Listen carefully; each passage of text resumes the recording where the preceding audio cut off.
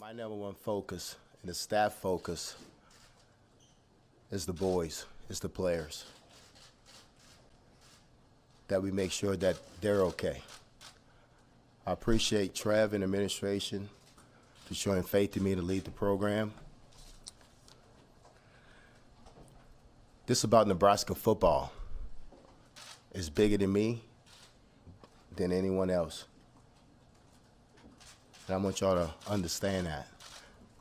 It's bigger than me than anyone else. I want to thank the fans for continuing to support us and to ride with us and to stay with us through thick and thin. They've done that. I want you to know this is a great opportunity for me and my family. We understand that. We're here to represent the University of Nebraska to the fullest.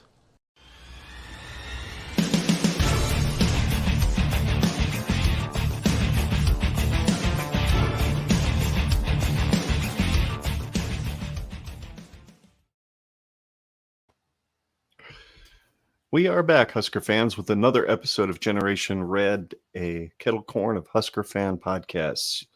Because, we might be sweet most of the time, but sometimes we're going to get a little bit salty. And I think Nebraska just hired a fairly salty interim head coach in former quarterback Mickey Joseph. You just saw him a few seconds ago in his introductory comments at his press conference this morning. And, it was about 11:30 this morning. I missed it. I happened to catch it an hour or so later. Some incredible statements that he made throughout the conference. We're going to share some of those with you tonight. I am your host, Ken. And I am the other one, known as Scott. Yeah, the other host, Scott. That's right. This has been an interesting day. Seeing Mickey take the podium as an interim head coach was a little different than watching him sit around a round table with a bunch of reporters when he was first introduced as the associate head coach / wide receivers coach / passing game coordinator. A lot of damn titles. And was a lot of responsibility. And clearly he had been living up to those responsibilities because Trev felt more confident to put Mickey in charge than somebody like Mark Whipple, who's been a head coach multiple places in college football. So Mickey made his statement for his role as the head coach going through the rest of the season. Tonight, we will be looking back at some of the comments he made during his press conference, and we will also take a look at the OU game coming up on Saturday, or as I like to call it, Mickey's Revenge from the Sidelines, because most of us Husker fans know that the reason he doesn't play football anymore is thanks to OU and a cheap shot shove into the bench in his senior season against Oklahoma that day. So I doubt he's ever going to mention it, at least not publicly, other than his introductory conference where he kind of referred to it. But who knows? There might be a couple of press clippings taped to some mirrors in the locker room on game day. You never know. I wouldn't put it past him to remind his team that the reason he's got scars on his knees is because of the guys they're going to face this coming Saturday. So anyway, Scott, just some quick overall impressions of what you thought and how you thought Mickey did at his press conference today. Yeah, that's a good question. Overall thoughts was I was impressed. The way he conducted himself, his demeanor, how he didn't make any rough and fluff, and he just got straight to the point with any question that he was asked, and didn't fall prey to any of the trap questions that he was asked. He handled it really well. Very calm, collected, not over the top. Wasn't trying to make any bold statements or anything. He resonated with Husker Nation in his press conference, and especially in those comments that he just made about, the fan base. We've been through thick or thin together, and that his job as the head coach right now is to do his best to try and make right a few wrongs that we've experienced. Paraphrasing, of course. But that's essentially what I got from his press conference, which of course we're going to go into more clips. Here we've got quite a few of them, and it's going to be fun to discuss them. But my overall impression is I like the guy, and I really hope that it works out for him in the long run. That was my impression too. I thought he was composed, very straightforward and to the point, and gloriously and perfectly unpolished.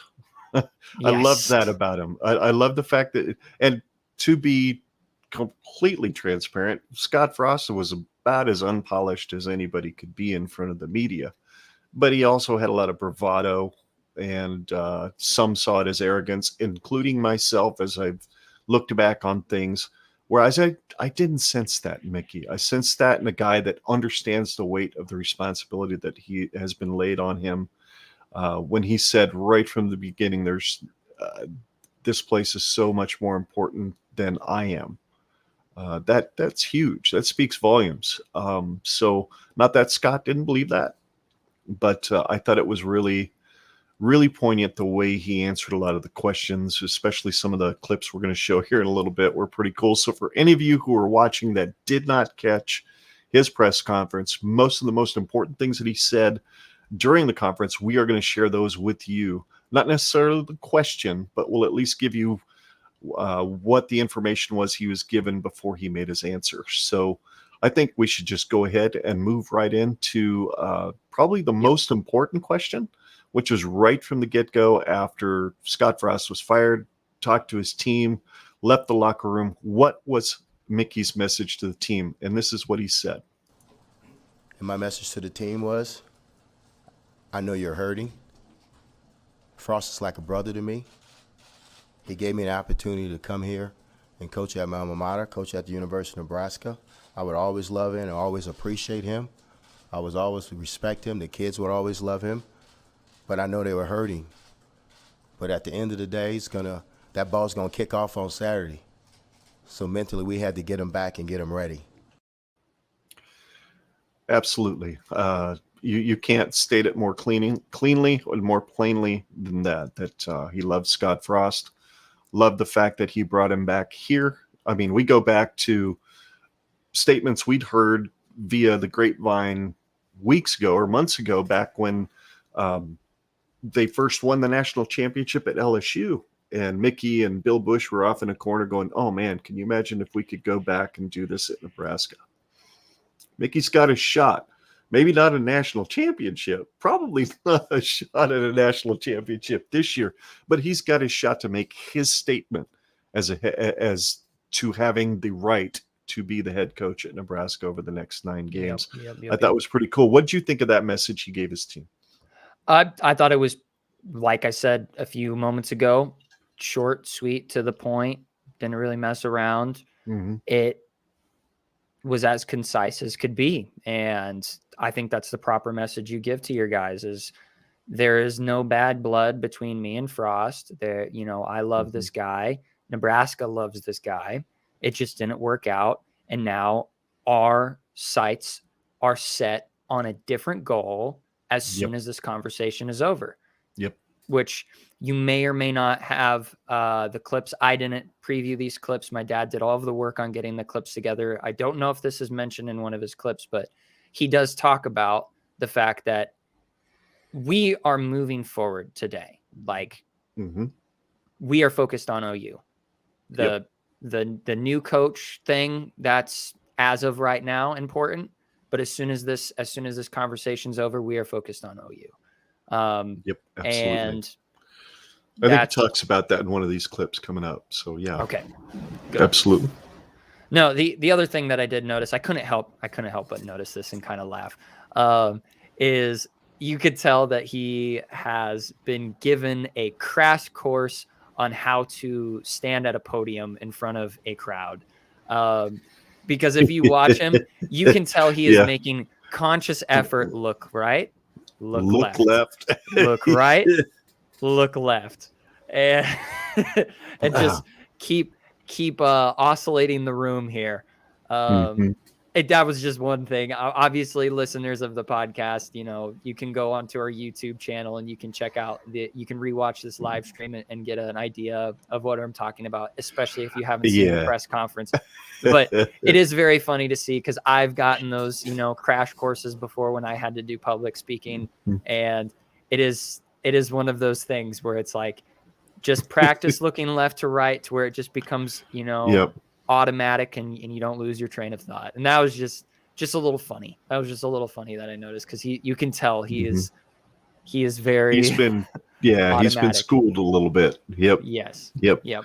Well, then shortly after that, after specifically speaking about the message to his team, he was asking an interesting question. It's one that's normal, right, at universities that have not hired or employed those of African American descent in the coaching ranks before. And he was asked specifically about being an African American coach, or the first African American head coach in Nebraska history. And this was Mickey's response. I found it quite different. Like I said, it's about Nebraska football. It's bigger than me. I haven't really thought about that, because I've been a football coach. I've been a black football coach all my life, but I haven't thought about that. I'm more concerned about the boys and getting the boys ready to play on Saturday. It's bigger than me. Absolutely, because this isn't about him. It's not about skin tone. It's not about fitting a specific demographic and making them happy. It's about making sure that the kids in the locker room have the best leader in place to lead them. And obviously, Trev didn't see skin color. He saw a leader. And he said, that needs to be my leader. And I've said this on Twitter. I don't know if I've said this on this podcast, and I will say it very plainly. I do not believe that Scott Frost gave Mickey Joseph the associate head coach title when he was hired. I believe that was Trev Albert's doing. I believe he knew that this guy was kind of a dead man walking, as we talked about before we got on live, Scott, that he thought that we need to make sure that everybody in Husker Nation knows that Scott Frost is not going to get the job done, which absolutely breaks my heart to my core, watching that kid play back in the day in Wood River and seeing the tenacity. It was so difficult to see that he couldn't get it done. But that the fact that I think Mickey Joseph was the associate head coach because that's what Trev wanted, because that's who was going to have to step in once the thing started imploding. And I think it imploded a little sooner than what Trev thought it was going to. But yeah, I thought his response was absolutely appropriate and perfectly stated. What did you think? Yeah, perfectly stated.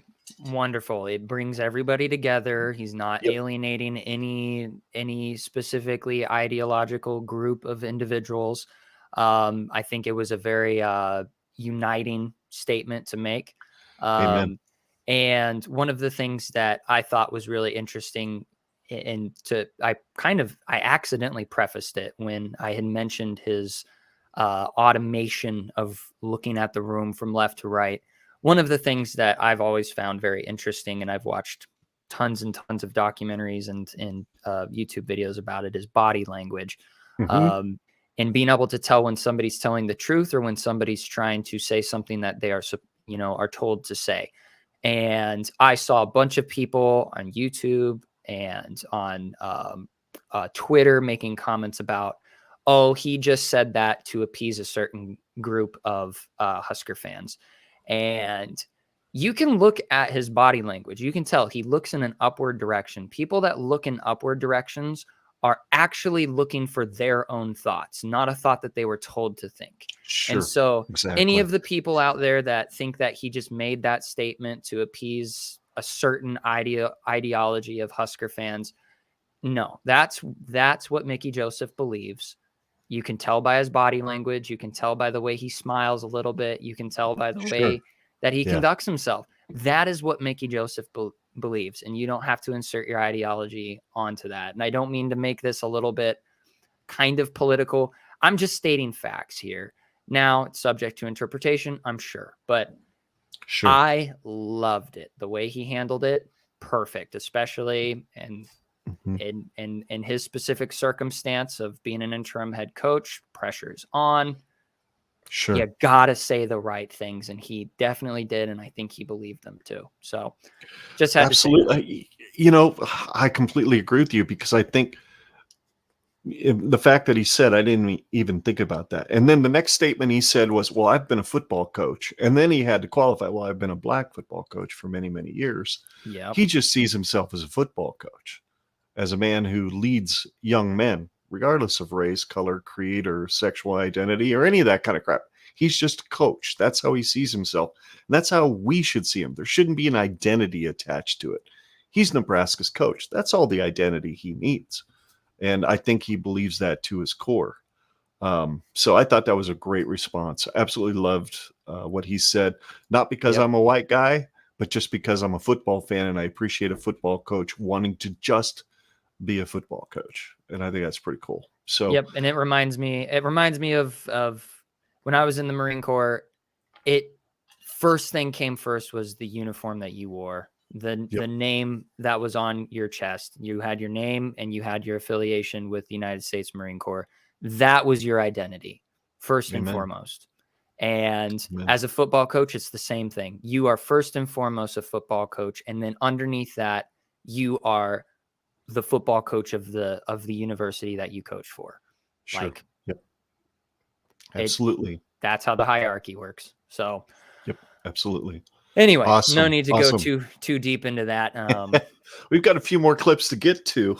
Yes, we do. One of the next questions, in fact, I think it was the exactly next question, was what does he think needs to happen in order to fix the defense?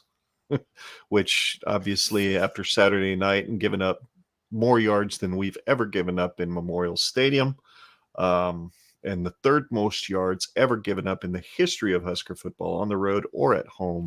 And I was going to say, I don't know if you were going to say it, and you're a wide receivers coach. Yeah. How are you as a wide receivers coach going to fix the problem of our defense? So, well, he was pretty plain. He was pretty clear. And here it is. Well, I met with Coach Shins, and we're going to play faster. We're going to tackle in practice. We're going to detail what we're doing with our kids. We're going to make our kids hold themselves accountable, and we try to fix the problems. There you go. We're going to try to fix the problems. Namely, we kind of laughed about it while we were filling out the outline earlier, tackling. The first thing you got to fix in this defense is if somebody's in the hole and they get a hold of somebody, that son of a bitch doesn't go anywhere until help arrives or you get him to the ground. That's it. You've got to fix tackling. And I think he made it really, really clear right from the get-go with Coach Chins, we're tackling in practice. Yep. And I'm guessing that's every day. None of this MIMBY-PIMBY crap. You've got a whole bunch of dudes on this team that are really good. They're Division I football players for a reason. So if the dude up at the top of the depth chart gets dinged, you're hoping you've developed and made guys be good enough that if somebody gets a little bit of a bump or a bruise and they can't go for a game, hey, you've got 2 or 3 dudes right behind them that can, who have also been tackled in practice for the last week. So I think that was pretty poignant. Go ahead. I don't mean to read between the lines here, but that just tells me that we haven't been doing those things. Mm-hmm. You wouldn't have to state that we're going to be tackling in practice unless you haven't been doing that.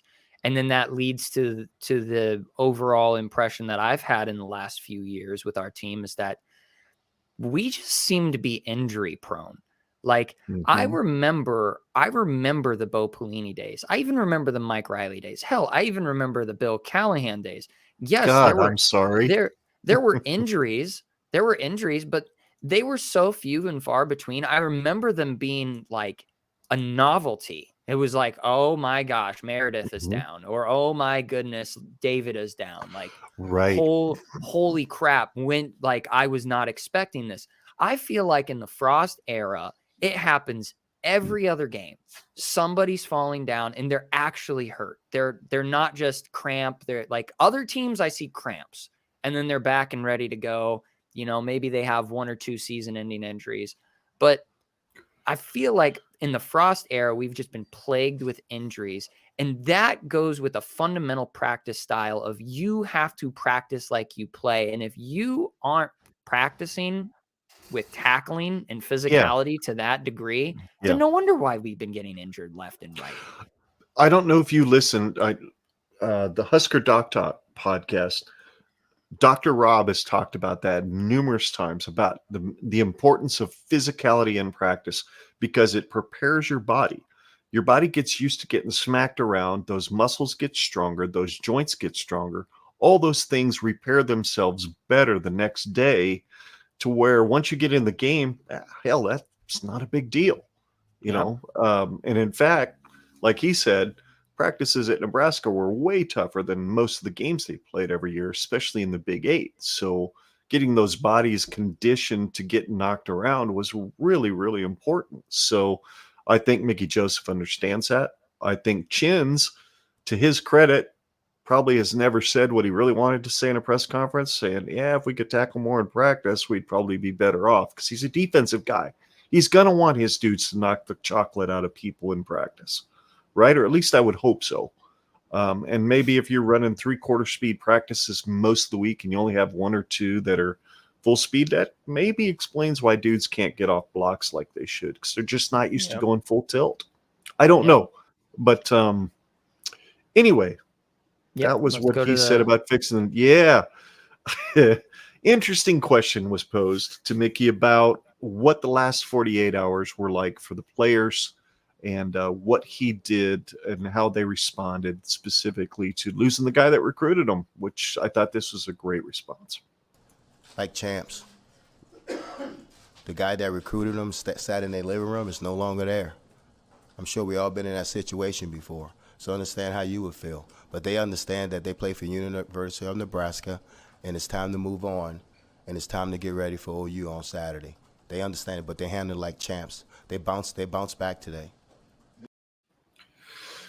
They bounced back today. And he also said later in the interview that they did a lot of tackling in practice today. So awesome. Yep. I think, like you said in our last podcast, that there was a couple of people in the media that had stated that when he was introduced as the interim, that the locker room went nuts. They were so happy that Mickey was going to be the guy, because he's a no-nonsense dude. He's intense. He's high energy. He's going to bring that energy to the sideline. We saw on Saturday night while we were there that the energy was basically non-existent until somebody like Marquise Buford made a couple of interceptions. Then it was pretty, bless you. It was pretty energetic then. There was a lot of energy on offense, but that defense just looked beat up and defeated. They just couldn't figure themselves out. So that was an interesting response. I thought that was very appropriate. How do you think the players, and based on what Mickey said, are you hopeful coming up to Saturday that in the last 48 hours they've really kind of jumped onto his bandwagon and they want to go and ride or die with Mick? I think so.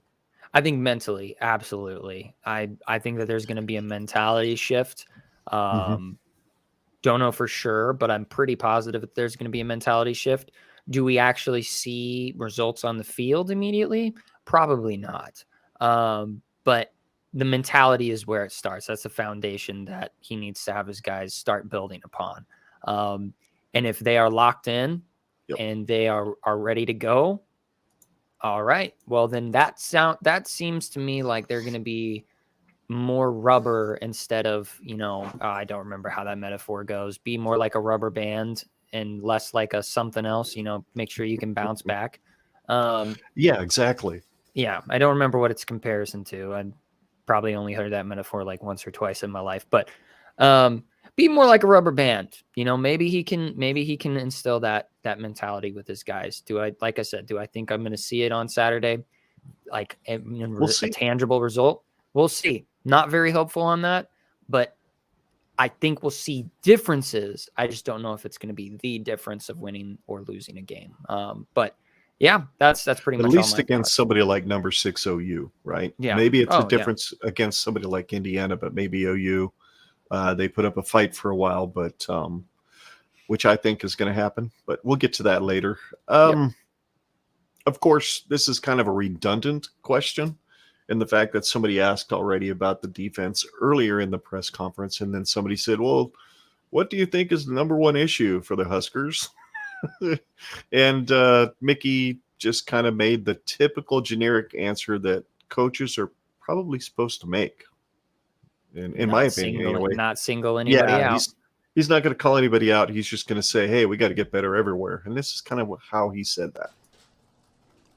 The number one issue the last 3 weeks, we haven't played well in 3 phases of the game. So now we got to get better on offense, defense, and special teams. That's how you win games, and that's what we have to do. You can't just put it on offense. You can't just put it on the defense. You can't just put it on the special teams. Everybody has to pull on the same side of the rope, and that's what we're gonna continue to talk to the team about and get them to do. Absolutely. And you know what? I've heard Frost say the same thing a few times over the last 4 or 5 years, and somehow what he said versus what happened on the field were disconnected. Where that disconnection happened, I don't know. But there's something about Mickey and the way he talks about those things that makes me think that that offensive staff, that defensive staff are like, okay, we're kind of coaching for our jobs right now. If we want to keep jobs, we've got to do really well and help Mickey keep his job, or at least get a shot at getting that job come 2023. So I thought that was an interesting question. The fact that it kind of been covered when somebody asked about the defense, but Mickey kind of gave a global answer and said everybody's got to be pulling on the same end of the rope.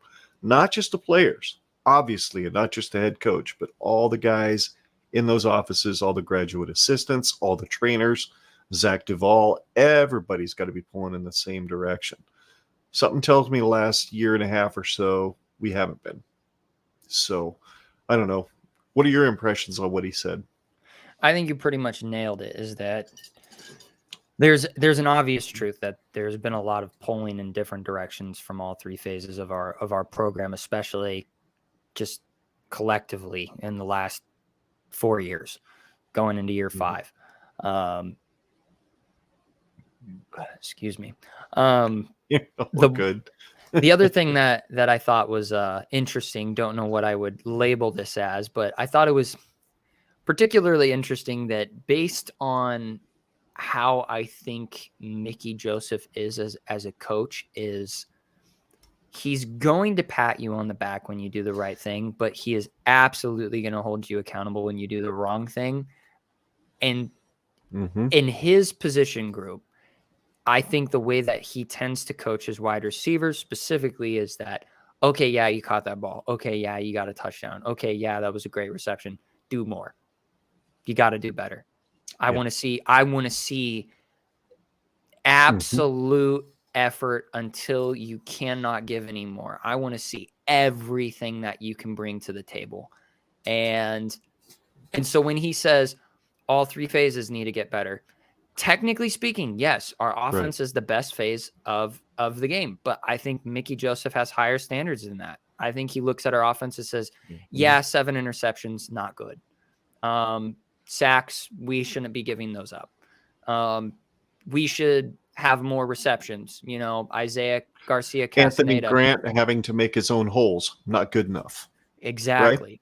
It's like you can look at our offense and say that's the bright side, but if you're an objective person, you're looking at it, but it can get better. And so when he says that, I think he means it. He's like, no, we got to do better in all 3 phases, 100%. And I believe him. I believe him that he believes that. Yeah, no doubt about it. After he got done answering that, I don't remember if this was the next question or question or 2 after that. Somebody, and I thought it was a great question because, hey, why not? How would an offensive-minded coach be able to help oversee and deal with and understand what's going on defense? And this is how Mickey responded. I thought it was pretty cool, actually, because he's got a couple of family members who work on the defensive side of the ball who played on the offensive side of the ball. So he's got a lot of resources.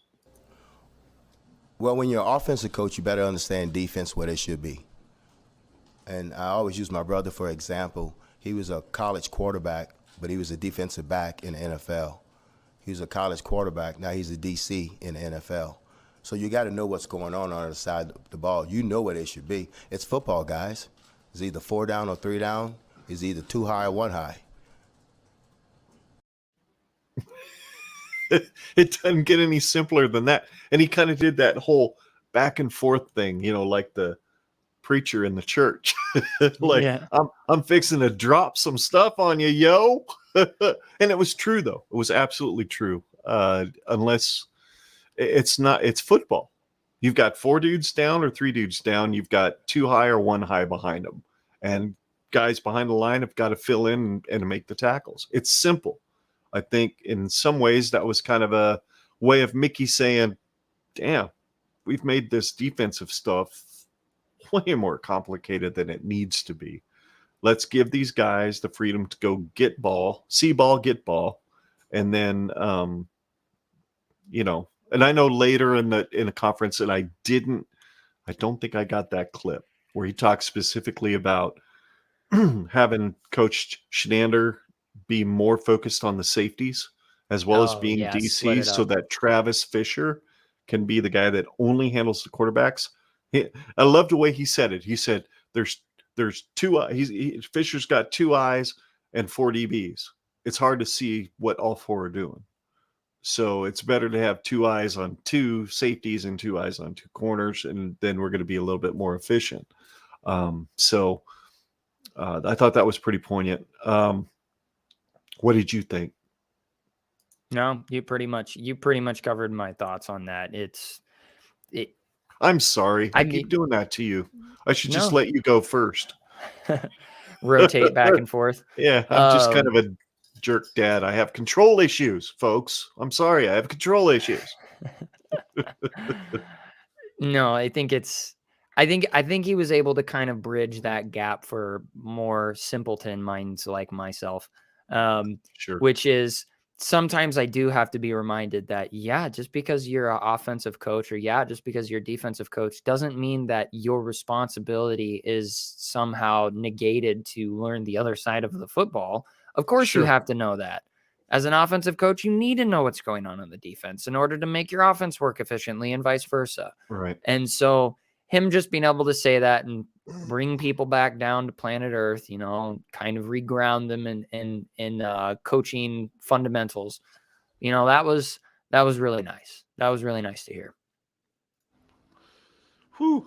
Hey, you need to talk just a little bit longer. Dinner was kicking. Sorry. It's okay. We're both just a bunch of gassy boys here, I guess. Oh yeah, totally. I'm drinking totally. Carbonated beverages, so. I kind of skipped my last meal, so I've been drinking a lot of water to kind of compensate for it because of this stupid diet thing. But it's been good.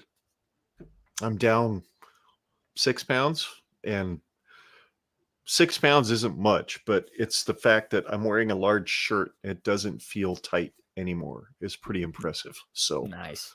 Large. I haven't been able to wear a large shirt and not have it feel tight for 20 years, 15, 20 years. So whatever this diet does, it magically melts inches off without taking away the pounds. I don't freaking get it, but it works. And thanks to your mom, because she made me do it. And I still love her. Anyway, shortly after that last question that Mickey answered, he he was asked specifically about wanting the full-time gig. And I'll include some of the person who asked the question, which God bless the Nebraska Huskers media department, because you can actually hear the people who are asking the questions on their feed as opposed to all the other places like Husker Online and whatnot. All you hear is Mickey's responses on those places. So get better, damn it. On 3, Husker Online, you know how to do this. Get better. Put mics in the room. Shit. Anyway, this is his response on wanting a full-time job. Trev Alberts had said the other day that, see how things go, but you very well could be a candidate for the permanent job. Is that something that you want? I think when you accept the interim job as a head coach, I think that's the opportunity that you're working for, is to become the head coach. But we understand what goes along with this profession. It's wins and losses, and that's what it's going to depend on. Yeah. Go ahead. I think that was pretty obvious, right? short, sweet, and to the point. It's Yep. wins and losses. That's all that matters. And if I want to keep this job, I got to win games. And I think he made it clear. I want it. I didn't take the interim because I don't. I took the interim because I want to earn the job. And that's pretty cool. That's some ballsy move, man. I love it. And he's been coaching for quite some time. And I think that it's because if there's anything I could judge off the top of my head about Mickey Joseph's character is that he respects himself too much or not even respects himself. Maybe he downplays himself a little bit too much to think, I'm not going to go head coach somewhere just because I think that I have the ego or the bravado to do so. Right. I'm going to wait. I'm going to take my time with it, and I'm going to wait for the right opportunity that a door could open for me where I want to be a head coach. Is this the most ideal situation? No, it's definitely not an ideal situation to adopt a literal dumpster fire. Sure. But I mean, it's pretty simple. If I win games, I can earn this job. If I lose games, I don't get this job, and that's fine because I think that should be expected for any coach for any reason. Well, I don't think he comes to NU as the wide receivers coach and the passing game coordinator and associate head coach if he didn't think he could do the job if it needed to be done. Yep. So in his mind, he's like, oh, yeah, if you're going to name me the interim, I'm going to try to go earn that shit. And I think he's going to do everything he can to earn it because that's who Mickey is, an earn it guy. Always has been. He's short for a quarterback. He had kind of small hands for a quarterback. Nebraska fans used to talk about that crap all the time back when I remember watching him playing. But he always earned the starting job because he was better than the other guys. Maybe he's going to earn this one too, the starting job as head coach, because he's better than the other guys that Trev is going to look at. Because somehow he figures out how to get this team to a bowl game when the golden boy from Florida couldn't figure out how to do it, which still breaks my heart. I thought that was going to happen, but God bless Mickey. I love the guy. I love his straightforward attitude. I love the fact that he's unpolished and just doesn't care what people think of him. He cares more about the kids in the locker room and what they think of him than the people in and he doesn't make any rash statements. He just says what he means. And I think based on what I've seen so far, he absolutely means what he says. So somebody asked him about OU and the OU rivalry. Now we all know, any of us who have followed Nebraska football for any period of time, unlike Scott, he didn't see the game that Mickey got injured in against OU because, well, he was not even quite a twinkle in my eye yet. He got shoved on a cheap shot, out of bounds play with no flag, by the way. He was like 5 yards out of bounds and got shoved into a bench. And there was no flag for unnecessary roughness, no, whatever. It was just awful. Tore his knee up, never played football again, as best as I understand. And he was asked about the OU rivalry, and he kept it absolutely classy. Kind of. Well, I played in the Big 8 where we had to face them. We had to face them every year, and it was always a big game. I have friends over there, and they're excited. But it means a lot. It means a lot to see OU come in here because when they went to the Big 12, it kind of kind of split it a little bit. But it's an exciting time. It just brings back old memories. Brings back old memories. Mm-hmm. Brings back old memories. You done jacked up my knee, people. Brings back old memories. Such a sleight of hand. Subtle. It was so subtle. Just kind of slid it in there. And then the whole, because that was like 4 years after he was here, or 5 years after he was here, that we went to the Big 12. Because he's like, well, it kind of split it up a little bit. That was kind of his way of saying, y'all decided to hitch your damn wagon to Texas and not stay with the rivalry with NU. I think he took that personal. Now, I will be the first to admit I'm reading way deep into his comments. But he's a Husker at heart. He's always been one. So I know whatever he's saying might be extremely measured, but what he's meaning might not be. At least that's kind of how I read it. What do you think? No idea. I'm just a child, so I don't. You're just gonna take it at face value and think, he's not gonna be a dick about it, but maybe he will be. Yeah, I didn't catch that comment until the second time I watched the press conference, where it was like brings back old memories. I was like, okay. Did you just mean that as like a historic rivalry, or was it like a lacerations to the knee kind of thing? I don't know. Yeah. But I didn't read too much into it because, like I said, I'm living vicariously out of the rotation of the universe and my birthing into existence. So, sure. Living vicariously outside of that spectrum of my experience. So, I don't know. And of course, once you got toward the end of the press conference, Mickey had to, of course, be asked about his relationship with Tom Osborne and whether or not he'd been contacted by Tom, well, since he got named the interim. And this is what Mickey said. And God almighty, I love Mickey. It's the first time he freaking smiled in the press conference, which should tell you something about what he feels about Dr. Tom. We visited yesterday. What advice did Coach have for you? Well, he still talks to me like I'm a 19-year-old, but that's cool. But he gave me good advice that he believes in what I'm going to do, and discuss what he thinks we need to do. And I don't think I need to go into that, what our conversation was about. But he still believes in Nebraska football, and he's still a wise guy. He's really wise. His wisdom is still there. So it's good. It was good to talk to him yesterday, and I'll do that weekly with him. Okay, wait a minute. He just said he's still a wise guy. He's a wise guy, huh? Is he like connected to Chicago? See, yeah, you're definitely reading too much into it. Yeah, maybe I'm reading a little more than I should into that, but he's still a wise guy. That cracked me up. That cracked me up because he so quickly corrected himself. Oh, shoot. That would sound wrong to a lot of people. But yeah, that was pretty.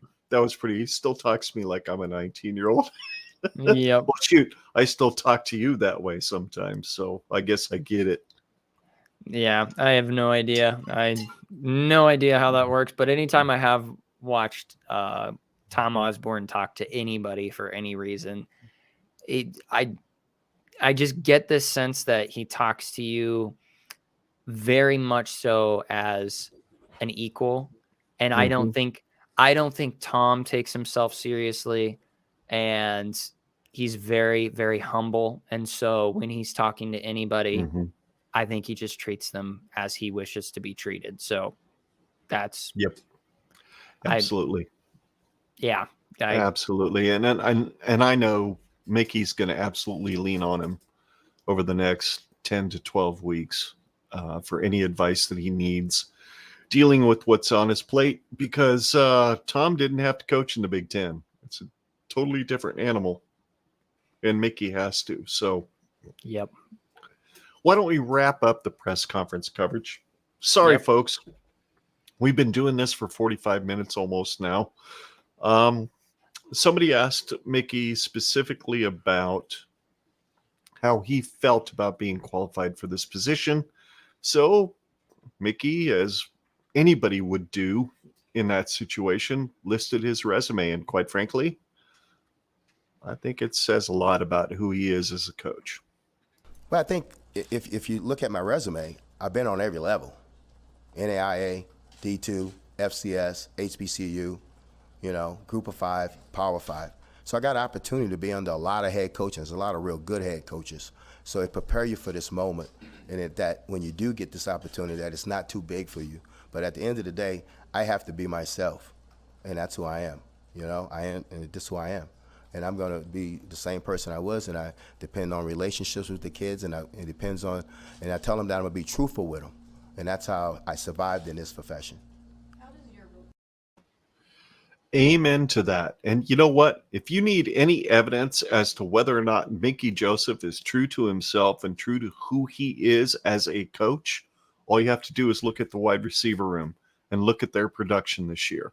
They have been as productive as the wide receivers have been since Stanley Morgan was catching passes from Adrian Martinez in 2018. We haven't seen the level of consistency from these wide receivers without Mickey Joseph. These guys are incredible. They have played tenacious. They don't do a lot of showboating like their counterparts on the other side of the ball. They just get the job done. And I think his resume speaks to that he has always been about getting the job done and moving on to the next job, and everybody has recognized that. And then all he did was coach the best wide receivers, in many cases, in my opinion, the best group of wide receivers to ever win a national championship at LSU back in 2019. Yep. And now he's here, heading up the show. And I have a whole lot of confidence that all the things that he learned from all those years and all the levels, he's going to put to use now. So what do you think? I think he really puts forward a compelling resume. Does he have any head coaching experience? No, but everybody's got to start somewhere. And I hate to admit this as a Nebraska fan, but Nebraska isn't what it used to be. Nope. And it has a long way to go. We are statistically bottom of the barrel in the Big Ten right now. And so if you think of a Brett Bielema going to Illinois, or you think of a Tom Herman going to Indiana, or you think of the Mel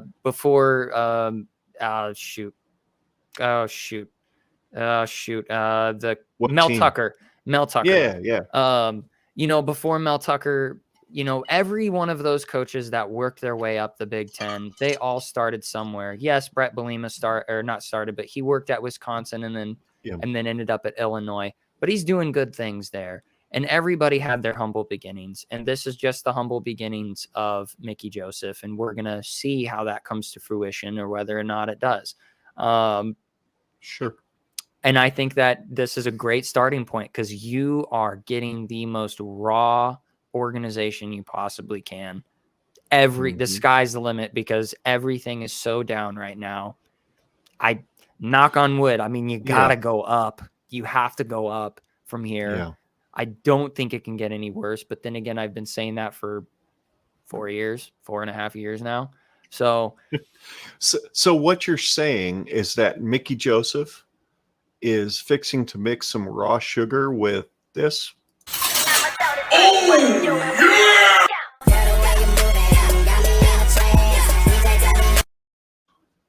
You're all about the raw sugar Mickey Joseph Kool-Aid, aren't you? And I am too, but yeah. The good Husker Kool-Aid. No, I'm not going to be drinking that. No, I got you. But oh man, I couldn't resist. I had to throw that in there somewhere. I just had to do it. No, that was perfect. I think that Mickey Joseph has got a decent resume. Is it out of this world? No, but is it above average? Yes. I mean, he absolutely brought stupid amounts of firepower to LSU. Sure. That's I mean, of course you had just an electric Joe Burrow, but Joe Burrow wouldn't have been Joe Burrow without, the wide receivers room with Jamar Chase and et cetera. So, the guy knows what a winning team is compiled of. So we'll see how he puts it all together, but I think he's got a good resume. I completely agree. Well, I say we need to move on to the first game that Mickey is going to coach as our interim head coach, and that would be against a team that made sure he couldn't play again for the rest of his life, and that would be OU. So there you go, the Oklahoma preview. you threw some stats out there, so why don't you go ahead and preview this Oklahoma team for us? All right, so this is going to be obviously the biggest game of the year. Arguably, I think Northwestern was the biggest game before OU, but OU really takes precedence over that. They're coming in with a decent amount of firepower. Did they have an overly impressive game against UTEP or Kent State? Maybe not particularly. But let's just look at the stats, some standout stats, or just general stats with a few standout stats in there. Comparative to Nebraska, let's just get this out of the way. Comparative to Nebraska, they've only played 2 games, whereas we've played 3, so we have a larger pool of stats. So it's a little bit askew, so I'll try and, bridge the gap between that. But one thing that can't be ignored is the fact that Dylan Gabriel, the starting quarterback for Oklahoma, has a 70.6% completion percentage, which is really high. Like, that is a really good completion percentage, with 529 total yards of passing, with around a 10.4 average, along a 58, which of course these are kind of synonymous with the wide receivers room, which I'll get into, but he's got 5 total touchdowns in the passing game. On the rushing side of things, they have 393 total rushing yards across 2 games and around a 5.3 average yards per carry. Along of 46, but that came from a wide receiver, I assume was probably some sort of, End around or something. End around. Yep.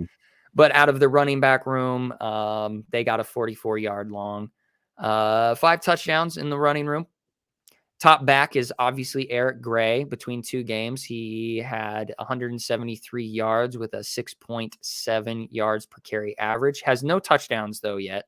But that's mostly askew because Marcus Major, which is their second back, has 92 yards, 7.7 yards per carry average with 3 touchdowns. Okay. Yeah, so I imagine that when they're in the red zone, I didn't look at the weight. I'm assuming Marcus is probably a little bit of a bigger back at that goal line set, most likely. At the receiving room, they have 529 total yards, as I stated before, with the quarterback. They have 5 touchdowns, or I guess I already did those stats. So same stats as the quarterback, 58-yard long, 5 touchdowns. Top wide receiver is obviously Marvin Mims. He looks good this year. Between 2 games, he's got 10 receptions for 244 yards. That means that it's a 24.4 yards average per reception with that 58-yard long and 2 touchdowns. So Marvin Mims is going to definitely be a troublesome character for our secondary. I think he was last year too. So, yeah. Oh, yeah, he was. Or maybe he was a non-factor. There was one guy out of their wide receiver room that we made a non-factor, which was kind of surprising. And I want to say it was Marvin Mims, or it was that other guy. Yeah. I don't remember who the other guy was. But speaking of others, we've got, I didn't obviously tell every single story of every single player because that would just be long-winded. But other guys we got to keep in mind is Theo Weiss, Drake Stoops, and Braden Willis. Those are the top 4 wide receivers on their chart. Drake Stoops obviously being relative. Is that the son of Mark or Bob Stoops? Is that the thing? Okay. Well, he's got a touchdown. Drake Stoops has got a touchdown. Between those 3 guys, Stoops, and nephew, Willis, they've something like that. Yep. Yeah, some family, some relative of some sort. Between Stoops and Willis, they've got about 175, 180 yards between the 3 of them. So pretty sizable in their wide receiver room, which goes in tandem with the fact that Dylan Gabriel is a pretty good quarterback for them so far.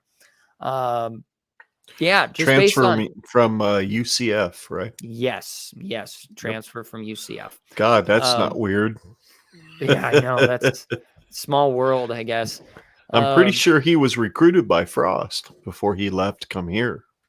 Pretty sure. I remember seeing that so, in recruiting circles, but that pretty much covers the offense. Dad, is there anything out of all of these stats that concern you the most and things that you feel like we might be able to have an advantage over if any at all with our defense. Nope. Not based on what we saw last week. I mean, No. you got to figure OU's offensive line is better than what we saw from Georgia Southern. You've got to figure their quarterback is obviously better, and we have to figure in the quarterback run into the situation, because other than that last touchdown, Georgia Southern's quarterback didn't run the ball at all. Not at all. So, Dylan's going to run probably 8 to 10 times in this game. So that scares me, especially with the ability or non-ability to fill the gap for this defense. So, And it's gonna really, the quarterback run scares the living shit out of me. And yeah, 393 total yards rushing in 2 games against 2 teams that aren't quite what Nebraska is, supposed to be, but maybe Nebraska's not all that good on defense. So yeah, I'm scared on all 3 sides of the defense, the line of scrimmage, the linebacker level, and the defensive backs. I'm worried. I was going to say, and that maybe moving Shenander to where he's only going to be responsible for coordinating the defense and paying attention to the safeties is going to help with some of those run fits. But damn, we really miss Nick Hendrick. I mean, he missed a lot of tackles against Northwestern, but we really miss him. I'm scared.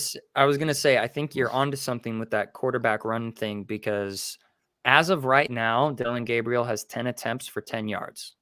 And the reason why that scares me is because they didn't need him to run.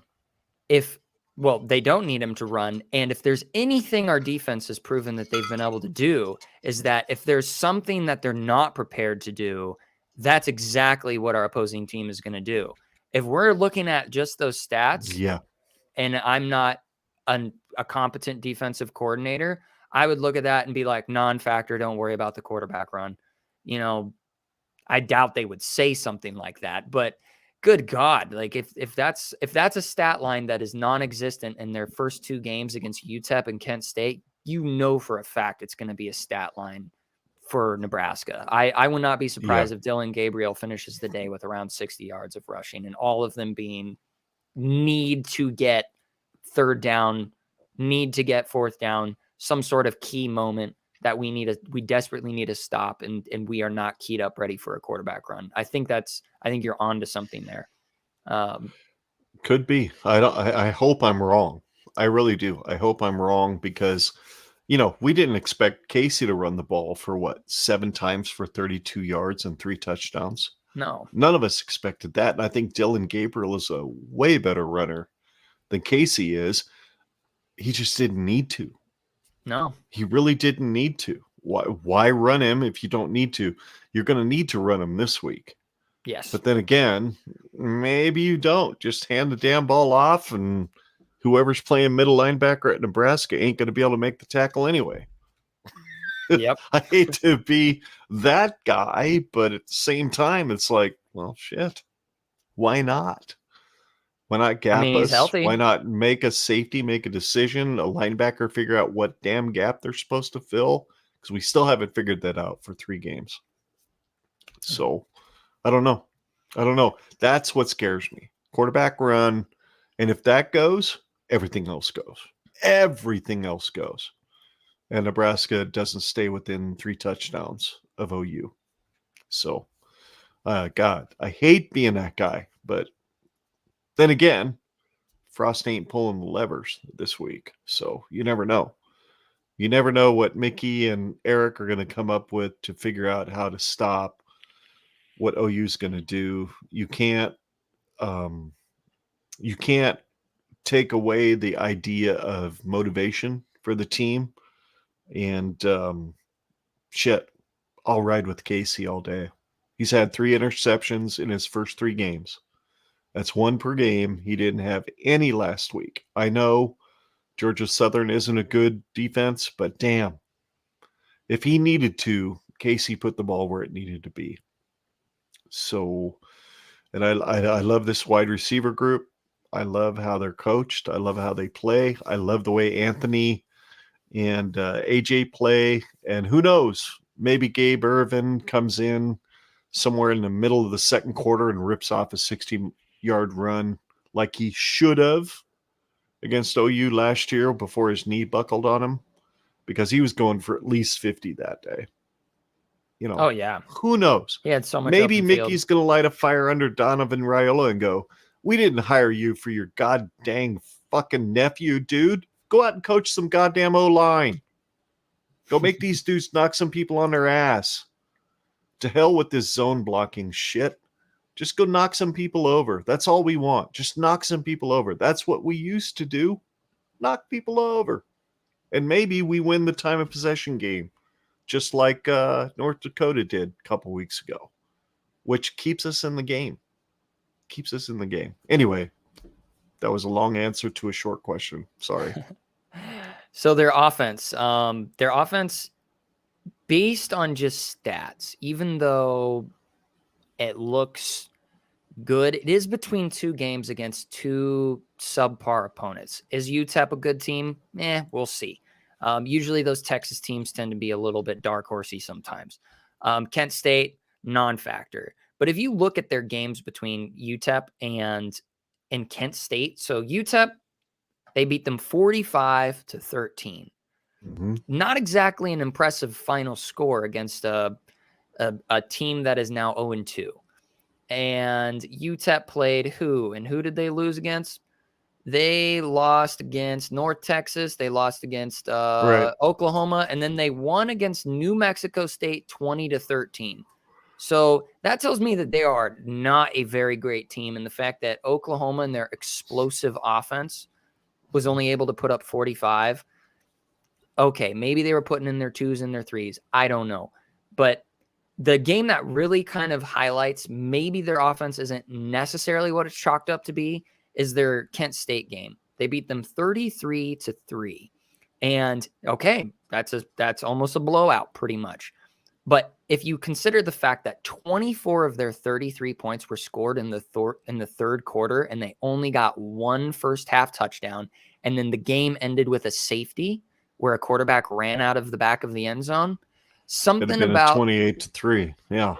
Yeah, something about their offense kind of strikes me as, maybe they're getting their legs, maybe they're playing conservative and vanilla against teams that they know they can beat. That's entirely a possibility, but if you are trying to make your resume statement as a potential college football playoff team, don't you want to just blow these dudes out of the water? Don't you want to bring your A game? Absolutely. Yeah. And so the fact that they didn't necessarily have convincing wins against these two teams kind of makes me go, there is a potential that their offense isn't as explosive as we think. Yes, you've got Marvin Mims. Do I think he's explosive? Yes. Do I think Eric Gray is explosive? Yes. But is the full culminating package an explosive, blow the wheels off type of offense? I don't know. Doesn't look like it to me at this point. Probably not. Probably not as explosive as it was last year with Spencer Rattler and all the players on that offense last year. Because some of them are sitting at USC now. Yep. So you're probably right. This could be a game that Nebraska could stay in for 2.5 quarters. Unless OU completely implodes because they haven't been tested yet by a team that's freaking pissed off about the first 3 weeks of their season. They haven't been tested yet. So you don't know. And there's a thing that you could also consider that, okay, their offense hasn't really looked overly impressive. And then you couple that with the fact that they're looking at our defense. And if I wasn't a potentially great team per se, I would look at our defense and not even think twice about it. That gives our defense a massive advantage because they're not going to be expecting anything from us. I mean, last year we gave them a run for their money, but if I'm an overly confident OU team that looks at Nebraska, that just fired their head coach, that is an interim head coach, that their defense still has the same defensive coordinator and they're still a garbage team, I'm going to overlook Nebraska. Upset alert. Yeah. Hey, you never know. I don't know. You I never don't know. know. That's me speaking from potential, like, positive to look at, but that's pretty much where that ends, because if we go to look at their defense, they have, out of their top tackler, they've got Danny Stutzman. He's a linebacker, 6'4", 238 pounds. He's definitely going to get potentially a first-round draft pick because he's a beast. He's got 21 total tackles, 15 solo. In 2 games. In 21 2 tackles games. in 2 games. Yeah. And 15 of them were solo. Yeah. Against yes, subpar opponents, but he's got 1 sack and 2 pass deflections. I mean, just the eyeball test when you see him, like, I watched highlights of these games, spent a little bit of time. He's all over the damn place. Right. If he wasn't the one making the solo tackle, he was charged up right behind somebody ready to be an assist. So he's just all over the damn place. And then their top sack production comes from Reggie Grimes, their defensive lineman. He's 273 pounds. He's got 4 sacks, 5 solo tackles, 10 total, with 1 that means forced he's fumble. Quick. If he's that small and he's getting 4 sacks, he's quick as hell. Yep. Which has been the Achilles heel for this offensive line, is somebody small and quick. Exactly. You said exactly what I was going to say, because it's like, yes, he's a little bit smaller, but 5 or 4 sacks. I mean, hell, isn't that the same amount that our team has total right now? Yeah. Out of 3 probably. games. Yeah. Yep. So then their top defender is Justin Harrington. He's one of their defensive backs, 6'3", 208 pounds. He's got 1 interception for 22 yards return on that interception, 4 solo tackles, and 7 out of 7 total tackles. Okay. And I thought he had pass deflections, maybe not. Freak athlete. I'm going to butcher this name here. David Agwubu. Ugbu. We'll go Agwubu. Agwubu. I think that's how you say it. Agwubu. Agwubu. Yeah, okay. That works. He's a freak. He passes the eye test. You see him, he's all over the damn field. Guys love him. People talk about him in the YouTube comments and on Reddit and stuff. Like, I can't wait for him to really take off. It looks like he's just been right behind everybody else, just ready to make a move. He hasn't faced this offense yet, though. So. No, he hasn't. So he's got 6 solo tried tackles. To tackle Anthony Grant yet. So. Yep. Anyway, I'm not going to go over his stats there. I mean, he's got a sack. That's the notable stat. As a team, as a whole, they have 2 forced fumbles, with 1 of them that they were able to recover, 2 interceptions, 9 sacks, 9 pass deflections, and 1 safety. Granted, they didn't tackle him in the end zone, but they forced him out. So that's 1 safety, which, if there's anything that Nebraska has experienced in the last few years, it's getting a few safeties. It's getting a few safeties. At least it's not on special teams this year, though. No. So far. So, compiling all that together, they've got a kicker. I was going to write it down, but I mean, he's 10 for 10 on his extra points, and he's got 2 field goals. Both his longest field goal he's had to make is 25 yards. So, not really much to interpret out of that. So that breaks down Oklahoma as a whole. They are they're a damn good team. They're a damn good team. Are they national championship contention team? I don't know. No. Based on the eye test, no, not looking like it.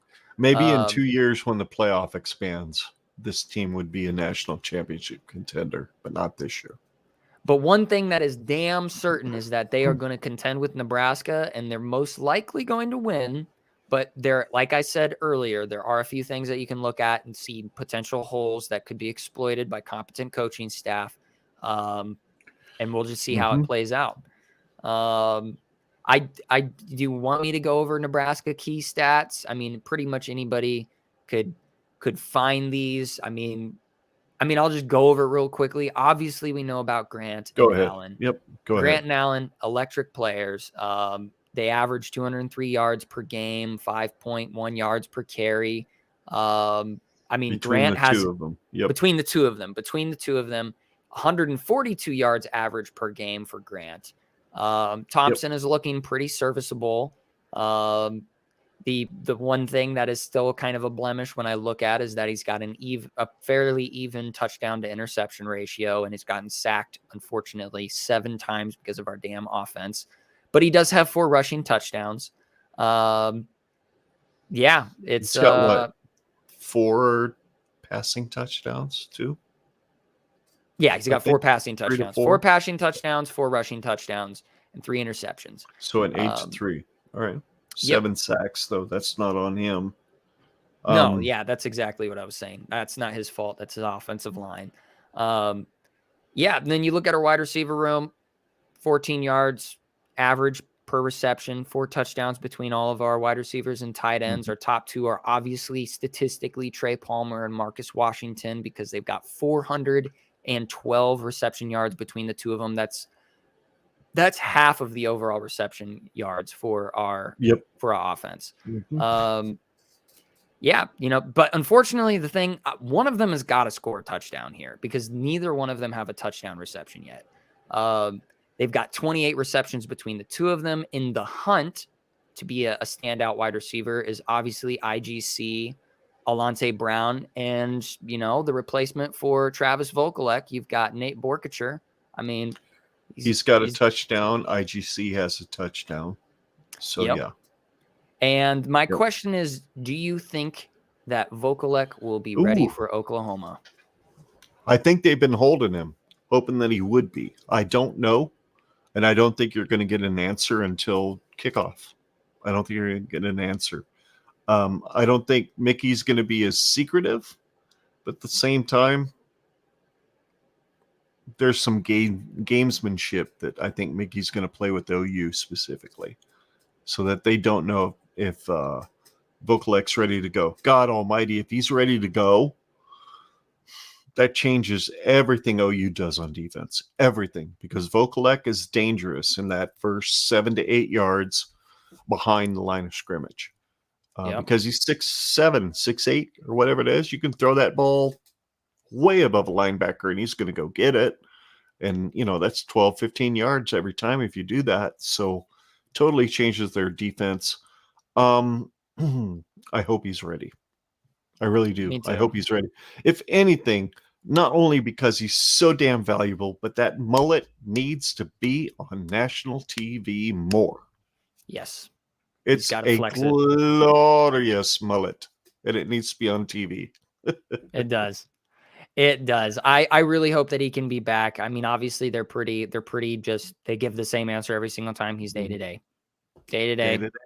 That's how it is. Same thing with Nick Henry. Same with, Henry. Yeah. And he's got a big ass cast on his arm. So it's way more than day to day, but that's what they do. That's what they do. So. I sure hope so. And yes, you spoke my mind there. He is a weapon that we need to be able to utilize for Oklahoma. If we can take any advantage that we can, Vokalek is definitely a sizable addition to that advantage. If you want Trey Palmer and Marcus Washington catch a touchdown, there has to be a threat in the middle of the field. And we don't really have one from a slot receiver except IGC sometimes, but for the most part, that big dude in the middle that looks like he's blocking and then releases makes a big difference and makes the outside that much more open. And if you've got guys like Anthony Grant and AJ Allen that can make holes where there are not any, it's going to help a lot too. So makes the play action that much more effective. So it does. And go ahead. I was just going to say, I think Borkacher is a good substitute. Yes, he's only got 2 receptions for 32 yards with 1 touchdown. One of them's a touchdown. One of them's a touchdown. I think a lot of that has to do with trust from his quarterback. Like you've got to earn that dependability. And I think if Vokalek isn't going to be ready to go for maybe a few more weeks going into, let's say, Indiana, that trust, if there's any time to have it, it's going to obviously be this week. So let me ask you a question. What's up? Just real quick. What are your odds that Casey Thompson, as a former Texas quarterback, makes it out of this game with OU without getting hurt? I don't like that question. I'm not even gonna entertain that. I know. I'm just saying. Those guys are going to hate seeing him in Nebraska red in some ways more than they hated seeing him in Texas orange. Because he knew, they knew all they had to do was outscore those guys because that defense sucked. Maybe our defense sucks as bad, but you got to figure they're going to be pinning the ears back and coming at him. Oh, yeah. So, Oh, and yeah. they know, and let's be honest, as bad as that O-line for Texas was, it ain't quite what this Nebraska O-line is this year. So, Yeah. Granted, new O-line coach, new scheme, new everything. And who knows? Maybe they're holding some shit back for this game that none of us have seen yet. I just don't know. I don't fear know. for Casey Thompson's safety. Thank God the last couple of weeks he's shown that he can get out of trouble and run a little bit, but Georgia Southern speed ain't OU speed, so maybe Donovan Raiola just is gonna pull like a rabbit out of his hat and it's gonna be like, oh, surprise, our offensive line is actually really good, and the only reason why it was bad was because Frost got too drunk to go see my nephew from golfing. He was like, I'm getting this man's fired. Rumor mill. Oops, did I say that? I don't know. He had a lot of anyway. hobbies, though, because Trev mentioned that he wanted a coach without a whole lot of hobbies. Yep. Anyway. Defense. So on our defense, we have a pretty wide dispersion of tackles across the board. Yeah, I mean, you go down the list and our top 10 tacklers between 3 games all have shared 10 tackles at least. But our top 5 are Luke Reimer, Isaac Gifford, Miles Farmer, Marquise Buford Jr., and O'Shawn Mathis, which, as much as from the eye test, I don't think I've seen O'Shawn that much. It's actually quite refreshing to see how many times he's actually on the stat line. And on the tackle. Yep. A lot of it has to do with the fact that he's only had 5 solo tackles, but he's shared 17 total. So a lot of the time he's there, but he's just there with somebody else. So that's good. But yeah, Luke Reimer is taking the field with 28 total tackles, 9 solo, and he has 1 pass deflection thrown in there. But yeah, you got a pretty sizable group there that may have a little bit better of a day. Don't know. We'll see. But my questions for the defense specifically as a whole is, will Mathis, Nelson, and Tanner have a better game? Does Nick Henrik play? And if not, can Houseman get a better feel for the game? I know it's a combination of questions, but they kind of all have a relation to each other. No, and I haven't a fucking clue. That's my 3 answers. Salty. Real salty. I don't know. I think Nelson. I think Houseman gets better with experience, as every player his age will, because he's 18, and just started his last 2 games. I think he gets better with experience, but OU's a different experience. Even though they're speed. Completely revamping the offense that they're running now, which is completely different than it was last year. Who knows? Maybe this will be a defensive struggle. I don't know. But I don't see Mathis, Nelson, or Tanner going up against an offensive line for OU that, granted, is pieced together a little bit and doing better than they did against a Group of 5 team in Georgia Southern. I just don't see it.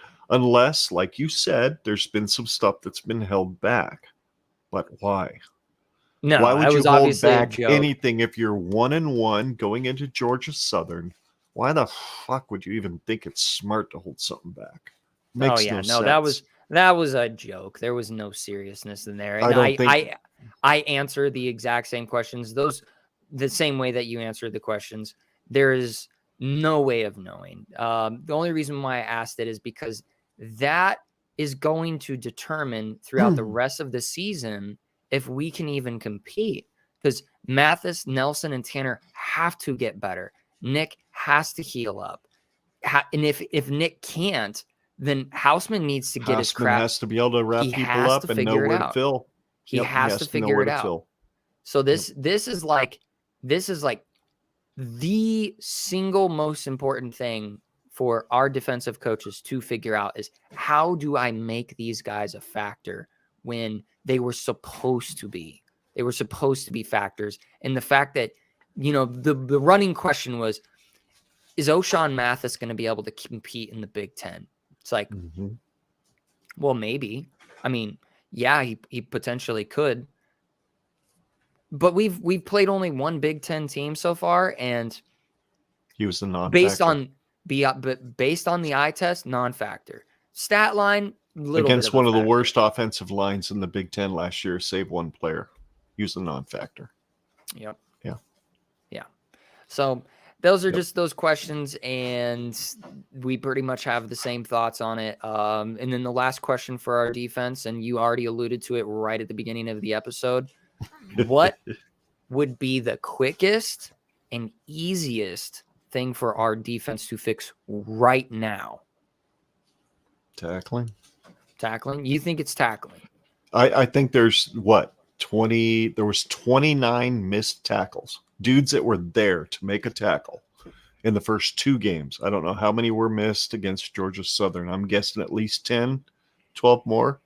So that would put you at that 40 missed tackle range in 3 games. 40 missed tackles in 3 games. You fix that, maybe you're winning Northwestern by 7 to 10 points. Maybe you're 3-0. Maybe Scott Frost is still employed.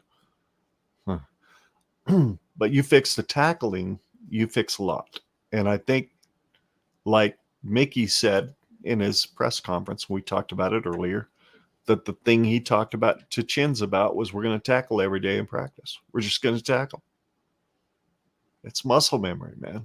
You gotta, when the live bullets are flying and you haven't seen a whole lot of damn live bullets, it's hard to do what you need to do.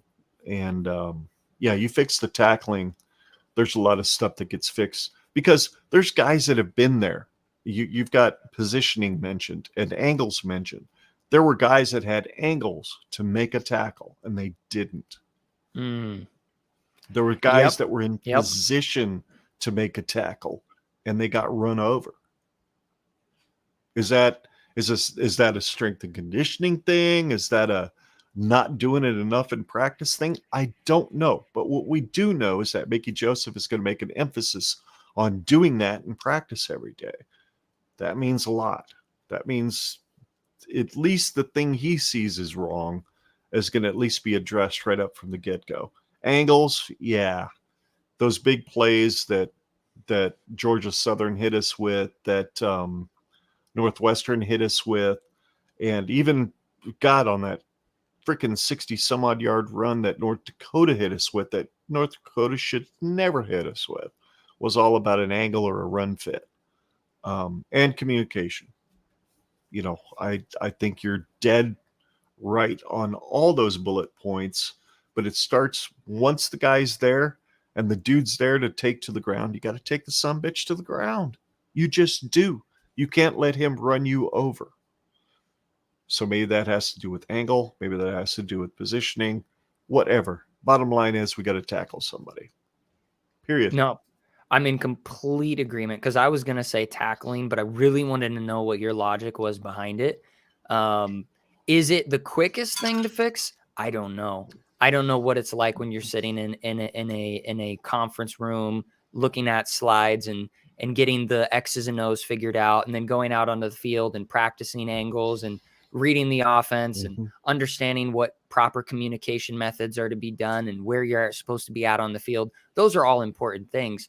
But kind of like, I'm going to paraphrase this quote, but it's like, if you're going to make a mistake where you're at on the field or how you communicate, at the very least, when it comes down to tackling, you better make sure you can at least tackle. Like, it's It's not good. It's not good to be out of position. It's not good if you don't know how to read the offense. It's not good if you're not getting the right angles. It's not good if you aren't good at communicating.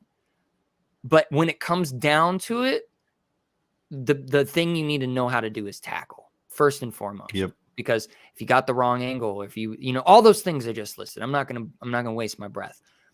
When it comes down to you are faced feet away from a guy that's got the football running in your direction, you should just know how to tackle the guy. If you make contact, that sumbitch should be on the ground. Exactly. Period. If you make contact, he should be on the ground. And so End of story. I think You that fix tackling that, and it's way better for the Nebraska. Is tackling the quickest and easiest thing? Is it the most expedient? No, actually. I think that tackling is probably a fairly difficult thing to conceptualize. I imagine it is. And the thing that I think is important about tackling is that sometimes things that are expedient aren't what's necessary for the moment.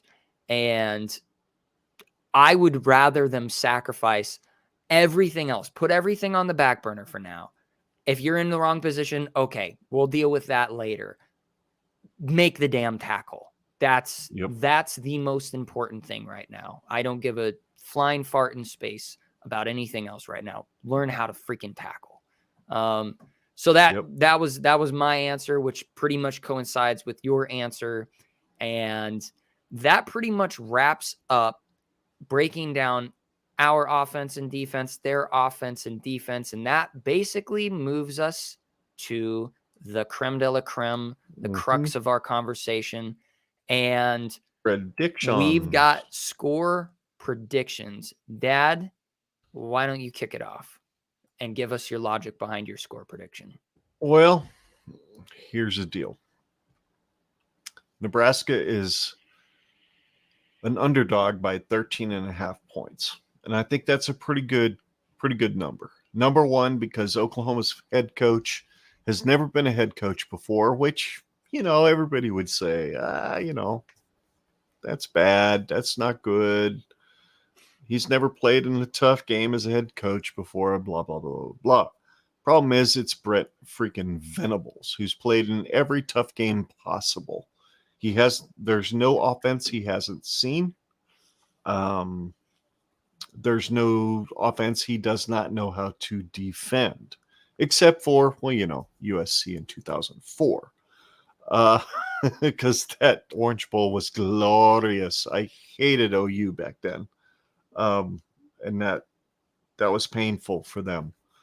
Because I think that was the first or second year that Brent Venables was a defensive coordinator and Bo Pelini was his associate defensive coordinators. There were a lot of roosters trying to control the hen house, and all they did was screw each other. 45-31. 13.5 is the spread. I think Oklahoma covers it 45-31 by pulling away in the last 9 to 10 minutes in the game. I think Nebraska plays them close for 3 quarters, and then OU's just supreme talent and experience at head coach, even though he's not been a head coach, he's an experienced coach, is going to outlast whatever emotion and stuff that Nebraska is going to be riding with Mickey Joseph as their coach. So that's what I've got. 45-31 OU. All right. So how about you? The way that I look at it, I see it being a really weird game. I see it as like in the first quarter, OU pretty much goes up on Nebraska right away. I think that they're probably up on us something like 17-7, 17-3 maybe. And then getting closer to halftime, Nebraska kind of gets their feel on offense. They start to kind of get their juices flowing, and going into halftime, I see it actually being 24-17 OU, where Nebraska kind of starts making their buttholes pucker up a little bit. But then going into the third quarter and the fourth quarter, I think that's when our defense kind of lays an egg. And I think that going into the fourth quarter, it's probably going to be something like a 41 to 24, maybe even 41-17, that OU really separates themselves from us going into the fourth quarter. And so you've got this back and forth. OU gets up on us, then we kind of catch up with them, then OU separates again. And then at the end of the game, our guys do not give up, and we go down the field, one or two more times. And I see it being a little bit closer than what you're predicting. It's going to be 41-31 OU. So a 10-point difference with OU. So Nebraska makes a comeback in the fourth quarter is what you're thinking. I don't want to say a comeback, but they don't give up. They don't give up. They don't get close, but they don't give up. 10-point loss isn't necessarily getting close. But I just see it as one of those quote unquote moral victories where you see a team where you see a team, even though all the odds are against them and they really get behind, where we've seen in the past teams give up and then they just get blown out 63-17 or something crazy like that. Right. I see them continuing to claw away all the way up, even when they know that there's not much they can do. They're still going to go down the field and try and score with, a few minutes left, even though they're down 17. That's what I see. I see that as being, we're going to get a moral victory. I know Husker Nation is tired of hearing that shit, but if there's anything that I could see being a difference in this new regime of Mickey Joseph kind of making a resume, is that he needs to show Trev Alberts first and foremost that his guys are behind him. And sure, I think that would be a great result. I think that would be fine. So 41-31 OU, not necessarily a heartbreak. It's kind of expected, but it should be a fun game to watch and watch our guys claw their way to some form of a comeback. Well, you know what? We're both going to be there. So here's hoping, because my first game in Memorial Stadium ever was Oklahoma in 1995. My prayer is that you and I both get to experience the same exquisite joy that I experienced that day in a Nebraska win. Neither one of us thinks that is going to happen, but any given Saturday, right? Any given Saturday, something could go crazy. The ball bounces Nebraska's way because, Scott Frost isn't on the sidelines. And the football gods have said, okay, dude, you're gone. We're not going to rain out a game anymore. You're going to actually start winning some shit here and there. Anyway, you know what? I feel terrible. Sorry, Lindsay, if you're listening to this or watching this sometime later. I've got the audio for the Team Jack Foundation downloaded to my phone, but stupid me, I forgot to download it to my computer. So anybody that wants to donate to the Team Jack Foundation, please go to teamjackfoundation.org. And the 10th annual Radiothon is September 29th from 7 a.m. to 6 p.m. Why do I keep doing that? I don't know. But 7 a.m. to 6 p.m. is the Radiothon all across Nebraska. I'll post a link down in the show notes so that you can listen to the Radiothon on September 29th. TeamJackFoundation.org to donate. And until next week, you can follow us at GenRedPod on Facebook, Twitter, and YouTube. Make sure you like, subscribe, and share our podcast by looking for Generation Red on your favorite podcast app. And until next time, Scott and I, we're both Generation Red. We're both Husker fans until the day we die. And no matter what anybody outside of this state tells you, there's no place like Nebraska. Iowa's corn sucks, and go Big Red. Yes, it does. Iowa's corn absolutely sucks. But I'm not going to say that on this podcast anymore. Well, you keep saying that, but nobody sees it now, especially not Jeffrey. Love you, JTG. See you next week, folks.